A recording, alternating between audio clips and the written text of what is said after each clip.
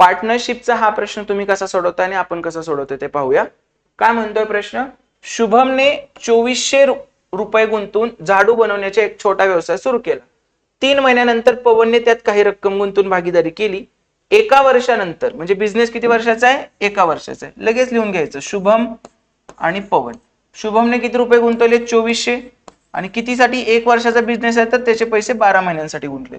पवन 3 महिन्यानंतर आलाय. पवन किती महिन्यानंतर आलाय? 3. म्हणजे त्याचे पैसे 9 महिन्यांसाठीच आहेत. त्याची रक्कम दिली आहे का त्यांनी? नाही. x गुणिले 9. आणि त्यांच्या नफ्याचं प्रमाण त्यांनी काय दिलंय? 2:1. म्हणजे याचा रेशोच किती आहे? 2:1. मग काय करू शकतो आपण? 2400 गुणिले 12 छेद x गुणिले 9 बरोबर किती येणार? 2:1.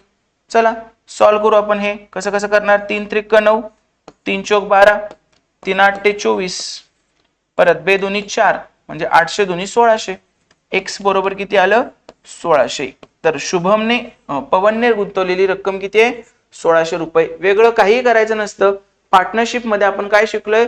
Profit is equal to investment into time. Investment into time एवढ्या एका कन्सेप्टवर होतं. Profit is equal to investment into time. ही एक कन्सेप्ट माहित असेल तुम्हाला की त्याच्यावरचे सगळे प्रश्न आपण इझिली सॉल्व्ह करू शकतो. अशाच पद्धतीने सोप्या सोप्या मेथड शिकण्यासाठी वन डे रिव्हिजन बॅच करा. परीक्षेच्या शेवटच्या दिवसात तुम्हाला ती नक्की उपयोगाला येईल.